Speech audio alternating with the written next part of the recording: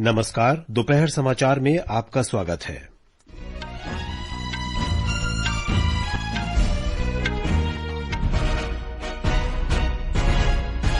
प्रधानमंत्री नरेंद्र मोदी ब्रुनेई और सिंगापुर की 3 दिवसीय यात्रा पर रवाना। श्री मोदी ने कहा कि दोनों देश भारत की एक्ट ईस्ट नीति और हिंद प्रशांत दृष्टिकोण में महत्वपूर्ण साझेदार हैं। राष्ट्रपति द्रौपदी मुर्मू का सभी शैक्षणिक संस्थानों से बालिकाओं के लिए सुरक्षित वातावरण बनाने का आह्वान। विश्व बैंक ने मौजूदा वित्त वर्ष के लिए भारत का सकल घरेलू उत्पाद वृद्धि दर अनुमान बढ़ाकर 7% किया। पेरिस पैरालंपिक खेल के छठे दिन भारतीय खिलाड़ियों की नजरें निशानेबाजी और एथलेटिक्स सहित विभिन्न स्पर्धाओं में पदक जीतने पर रहेंगी। और अमेरिकी ओपन टेनिस में रोहन बोपन्ना और अल्दिला सुदजियादी की जोड़ी मिक्स डबल्स के सेमीफाइनल में पहुंची। दोपहर समाचार के साथ मैं विशाल शर्मा। प्रधानमंत्री नरेंद्र मोदी ब्रुनेई और सिंगापुर की 3 दिन की यात्रा पर आज सवेरे रवाना हुए। भारत के किसी भी प्रधानमंत्री की ये पहली ब्रुनेई यात्रा है। प्रधानमंत्री यात्रा के दूसरे चरण में सिंगापुर जाएंगे। प्रधानमंत्री आज दोपहर बाद ब्रुनेई पहुंचेंगे। ब्रुनेई अंतर्राष्ट्रीय हवाई अड्डे पर उनका औपचारिक स्वागत किया जाएगा। वहां स्थित भारतीय समुदाय भी श्री मोदी का स्वागत करेगा। अपनी यात्रा के पहले दिन प्रधानमंत्री ब्रुनेई में भारतीय उच्चायोग के नए कार्यालय का उद्घाटन करेंगे। वे आज उमर अली सैफुद्दीन मस्जिद भी जाएंगे। इससे पहले दोनों देशों की यात्रा पर रवाना होने से पहले प्रधानमंत्री ने विश्वास व्यक्त किया कि ब्रुनेई और सिंगापुर की उनकी यात्रा से दोनों देशों और आसियान क्षेत्र के साथ भारत की भागीदारी और मजबूत होगी। उन्होंने कहा कि भारत की एक्ट ईस्ट नीति और हिंद प्रशांत दृष्टिकोण में दोनों देश महत्वपूर्ण साझेदार हैं। प्रधानमंत्री ने कहा कि वे ब्रुनेई दारुस्सलाम की पहली द्विपक्षीय यात्रा पर हैं। उन्होंने कहा कि भारत और ब्रुनेई कूटनीतिक संबंधों की 40वीं वर्षगांठ मना रहे हैं। एक रिपोर्ट। भारत ब्रुनेई द्विपक्षीय संबंध ऊर्जा और अंतरिक्ष सहित सहयोग के कई क्षेत्रों में परिलक्षित होते हैं। 2023-24 में दोनों देशों के बीच द्विपक्षीय व्यापार 28 करोड़ 60 लाख डॉलर से अधिक था। दोनों देशों के बीच आर्थिक सहयोग की अपार संभावनाएं हैं। भारत और ब्रुनेई के बीच रक्षा संबंधों का विस्तार हो रहा है। यह सहयोग नियमित आधिकारिक स्तर के रक्षा आदान प्रदान, नौसेना और तटरक्षक जहाजों की यात्रा, प्रशिक्षण और संयुक्त अभ्यास और एक दूसरे की रक्षा प्रदर्शनियों में भागीदारी के माध्यम से बढ़ रहा है। ब्रुनेई में इसरो के टेलीमेट्री ट्रैकिंग और कमांड (TTC) स्टेशन की स्थापना के लिए 1997 में एक द्विपक्षीय समझौते पर हस्ताक्षर किए गए थे। इसकी स्थापना 2000 में हुई थी और तब से यह कार्य कर रहा है। नवीनतम समझौता ज्ञापन पर 2018 में हस्ताक्षर किए गए थे। ब्रुनेई आसियान क्षेत्र और हिंद प्रशांत क्षेत्र के भारत के दृष्टिकोण में भारत का एक प्रमुख भागीदार है। प्रधानमंत्री की यात्रा से ब्रुनेई के साथ द्विपक्षीय, क्षेत्रीय और बहुपक्षीय सहयोग और मजबूत होगा। अनुपम मिश्र, आकाशवाणी समाचार, दिल्ली। प्रधानमंत्री कल सिंगापुर जाएंगे। श्री मोदी ने कहा है कि वे सिंगापुर के राष्ट्रपति थर्मन षणमुगरत्नम, प्रधानमंत्री लॉरेंस वोंग, वरिष्ठ मंत्री ली सीन लूंग और एमिरेट्स वरिष्ठ मंत्री गोह चोक टोंग से भी मिलने के लिए उत्सुक हैं। श्री मोदी सिंगापुर के व्यापारी समुदाय के प्रतिनिधियों से भी मिलेंगे। विदेश मंत्री डॉक्टर सुब्रमण्यम जयशंकर ने कहा है कि भारत और सिंगापुर के द्विपक्षीय संबंधों को अगले स्तर पर ले जाने का समय आ गया है। प्रधानमंत्री नरेंद्र मोदी की सिंगापुर यात्रा से पहले एक साक्षात्कार में डॉक्टर जयशंकर ने कहा कि दोनों देशों के संबंध पिछले 2 दशकों में बहुत अधिक सशक्त रहे हैं। उधर सिंगापुर में भारतीय उच्चायुक्त डॉक्टर शिल्पक अंबुले ने कहा कि भारत और सिंगापुर नए और उभरते क्षेत्रों को बढ़ावा देने के लिए संबंधों को और मजबूत बना रहे हैं। उन्होंने कहा कि आसियान देशों में सिंगापुर भारत के लिए संपर्क का मुख्य स्तंभ रहा है। We are setting the relationship up for a further boost in the new and emerging areas of advanced manufacturing technology. We have a lot to learn from Singapore in terms of skills, so they are helping us in our skilling initiative. Singapore has been a pillar of our engagement in the ASEAN countries. Singapore has helped us get into this region, into the East Asia Summit, and it gels well with our Indo-Pacific strategy. राष्ट्रपति द्रौपदी मुर्मू ने कहा है कि सभी शैक्षणिक संस्थानों को बालिकाओं के लिए सुरक्षित वातावरण सुनिश्चित करना चाहिए, क्योंकि वे देश के विकास का अभिन्न अंग हैं। उन्होंने ये बात आज पुणे में सिम्बायोसिस विश्वविद्यालय के 21वें दीक्षांत समारोह के अवसर पर कही। आज हमारे बहनें और बेटियां हर क्षेत्रों में आगे बढ़ रही है। नारी शक्ति का विकास देशवासियों के लिए गर्व की बात है। ये देश के विकास का एक महत्वपूर्ण मापदंड भी है। ये प्रशंसनीय है कि सिम्बायोसिस डीम्ड यूनिवर्सिटी में जेंडर इक्विटी को भी प्राथमिकता दी जाती है। इसीलिए मैं सिम्बायोसिस यूनिवर्सिटी को बहुत बहुत सराहना करती हूँ। राष्ट्रपति ने कहा कि स्वर्ण पदक विजेताओं में 11 में से 8 महिलाएं होना विश्वविद्यालय के इन्हीं प्रयासों को दर्शाता है। महाराष्ट्र के राज्यपाल सीपी राधाकृष्णन और राज्य के उच्च तथा तकनीकी शिक्षा मंत्री चंद्रकांत पाटिल भी इस अवसर पर मौजूद थे। ये समाचार हमारी वेबसाइट www.newsonair.gov.in और हमारे न्यूज ऑन एआईआर ऐप पर भी उपलब्ध हैं। दोपहर समाचार में आपका फिर स्वागत है।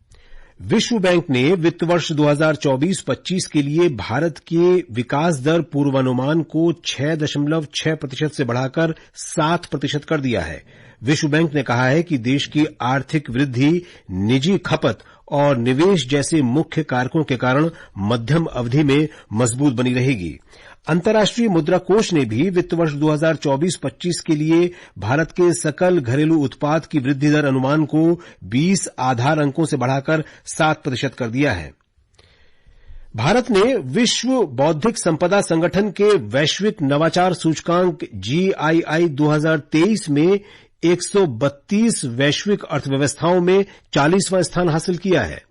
नीति आयोग ने बताया कि भारत उन देशों के समूह में शामिल है जो GII रैंकिंग में पिछले दशक में तेजी से आगे बढ़े हैं।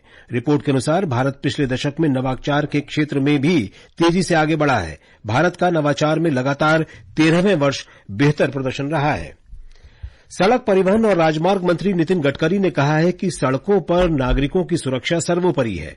आज नई दिल्ली में टनलिंग इंडिया के दूसरे संस्करण को संबोधित करते हुए श्री गडकरी ने बारिश, भूस्खलन और बाढ़ के मद्देनजर सड़कों के प्रभावी स्थायी समाधान की आवश्यकता पर बल दिया। सीमा सड़क संगठन के महानिदेशक लेफ्टिनेंट जनरल रघु श्रीनिवासन ने कहा कि भारत में सुरंग बनाने की अपार संभावनाएं हैं।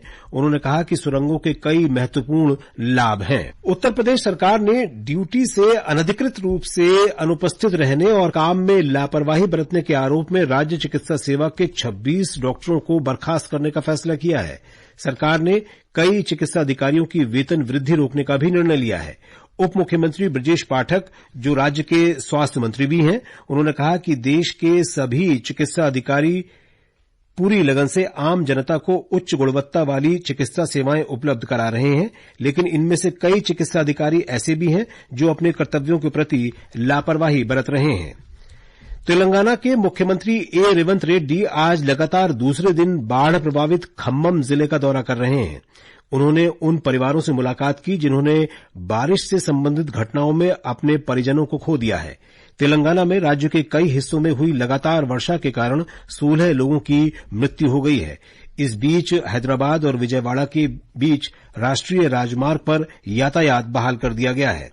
दक्षिण मध्य रेलवे ने सिकंदराबाद और विजयवाड़ा से 480 से अधिक रेलगाड़ियों को रद्द या आंशिक रूप से रद्द किया है। विजयवाड़ा में बाढ़ से जनजीवन बुरी तरह प्रभावित है। कृष्णा नदी के आसपास के क्षेत्र बाढ़ से सर्वाधिक प्रभावित हुए हैं। कुछ क्षेत्रों में जलस्तर में अभूतपूर्व बढ़ोतरी होने से भारी क्षति हुई है। मुख्यमंत्री चंद्रबाबू नायडू के नेतृत्व में आंध्र प्रदेश सरकार राहत और बचाव अभियान चला रही है। मुख्यमंत्री स्वयं राहत और बचाव कार्यों की निगरानी कर रहे हैं। बाढ़ से प्रभावित लोगों को सुरक्षित निकालने के लिए 47 टीमें काम कर रही हैं। इस बीच मौसम विभाग ने आज गुजरात और पश्चिमी मध्य प्रदेश में अत्यधिक वर्षा का अनुमान व्यक्त किया है। असम, मेघालय, नागालैंड, मणिपुर, मिजोरम, त्रिपुरा, केरल, माहे और पश्चिमी उत्तर प्रदेश में अलग अलग स्थानों पर कल तक तेज वर्षा हो सकती है। आकाशवाणी समाचार से बातचीत में मौसम विभाग की वरिष्ठ वैज्ञानिक सोमा सेन ने कहा कि गुजरात के लिए रेड अलर्ट और आंध्र प्रदेश के लिए ऑरेंज अलर्ट जारी किया गया है। वृक्षारोपण अभियान एक पेड़ मां के नाम के तहत अब तक 52 करोड़ से अधिक पौधे लगाए जा चुके हैं। एक सोशल मीडिया पोस्ट में पर्यावरण, वन और जलवायु परिवर्तन मंत्री भूपेंद्र यादव ने कहा कि ये अभियान एक और मील का पत्थर साबित हुआ है। विश्व पर्यावरण दिवस के अवसर पर प्रधानमंत्री नरेंद्र मोदी ने इस अभियान की शुरुआत की थी। त्रिपुरा में इंडिया गठबंधन में फूट आज तब सामने आई जब कांग्रेस के विधायक विधानसभा में चल रहे राज्यसभा चुनाव के लिए मतदान करने नहीं पहुंचे। भारतीय जनता पार्टी ने अपने राज्य इकाई के प्रमुख राजीव भट्टाचार्य को मैदान में उतारा है, जबकि सुधन दास सीपीआई-एम के उम्मीदवार हैं। संवाददाताओं से बातचीत में विधानसभा में विपक्ष के नेता और सीपीआई के वरिष्ठ नेता जितेंद्र चौधरी ने मतदान नहीं करने के लिए कांग्रेस की आलोचना की। इस बीच मुख्यमंत्री डॉक्टर मानिक साहा और अन्य मंत्रियों तथा विधायकों ने अपना मतदान किया। उत्तर प्रदेश सरकार ने बच्चों पर भेड़ियों के हमलों की आशंका वाले क्षेत्रों में वन विभाग के अतिरिक्त कर्मचारियों की नियुक्ति की है। भेड़ियों के हमले वाले क्षेत्रों में 10 और टीमें तैनात की गई हैं। राज्य के वन मंत्री भी आज पीलीभीत और लखीमपुर खीरी में प्रभावित क्षेत्रों का दौरा कर रहे हैं।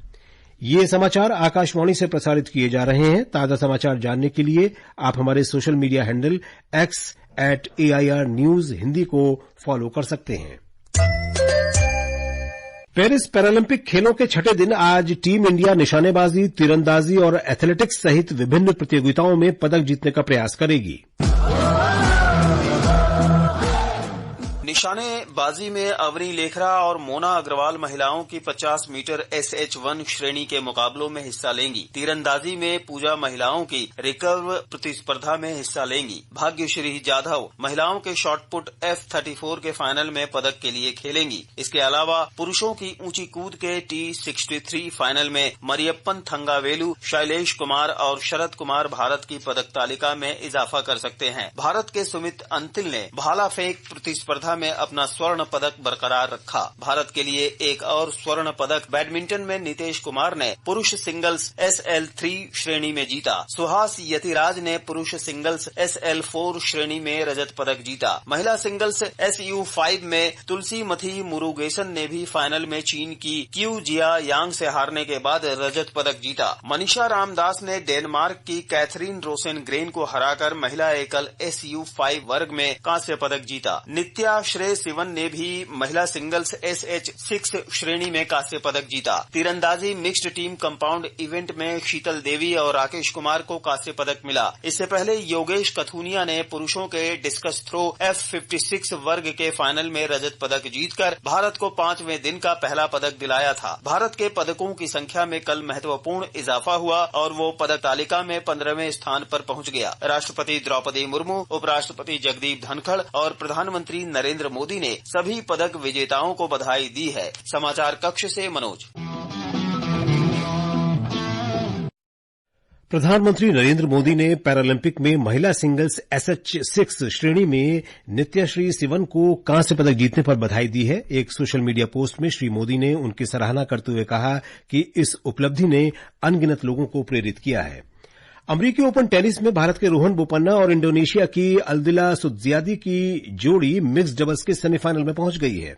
भारत इंडोनेशियाई जोड़ी ने मैथ्यू एबडेन और बारबोरा क्रेजिकोवा को क्वार्टर फाइनल में पराजित किया। बोपन्ना और सुत्जियादी सेमीफाइनल में अमरीकी जोड़ी डोनाल्ड यंग और टेलर टाउनसेंड की जोड़ी से खेलेंगे। श्रीलंका में 21 सितंबर को होने वाले राष्ट्रपति चुनाव के पहले चरण में इस सप्ताह 7 लाख से अधिक सरकारी कर्मचारी डाक मतपत्रों के जरिए मतदान करेंगे। श्रीलंका निर्वाचन आयोग के अनुसार मतदाता जिला सचिवालयों और चुनाव आयोग कार्यालय में 4 सितंबर तक डाक मतपत्र के माध्यम से मतदान कर सकते हैं। राष्ट्रपति पद की दौड़ में 38 उम्मीदवार चुनाव मैदान में हैं। और अब अंत में मुख्य समाचार एक बार फिर। प्रधानमंत्री नरेंद्र मोदी ब्रुनेई और सिंगापुर की 3 दिवसीय यात्रा पर रवाना। श्री मोदी ने कहा कि दोनों देश भारत की एक्ट ईस्ट नीति और हिंद प्रशांत दृष्टिकोण में महत्वपूर्ण साझेदार हैं। राष्ट्रपति द्रौपदी मुर्मू का सभी शैक्षणिक संस्थानों से बालिकाओं के लिए सुरक्षित वातावरण बनाने का आह्वान। विश्व बैंक ने मौजूदा वित्त वर्ष के लिए भारत का सकल घरेलू उत्पाद वृद्धि दर अनुमान बढ़ाकर 7% किया। पेरिस पैरालंपिक खेल के छठे दिन भारतीय खिलाड़ियों की नजरें निशानेबाजी और एथलेटिक्स सहित विभिन्न स्पर्धाओं में पदक जीतने पर होंगी। और अमरीकी ओपन टेनिस में रोहन बोपन्ना और अल्दिला सुत्जियादी की जोड़ी मिक्स्ड डबल्स के सेमीफाइनल में पहुंची। इसके साथ ही दोपहर समाचार का ये अंक समाप्त हुआ। नमस्कार।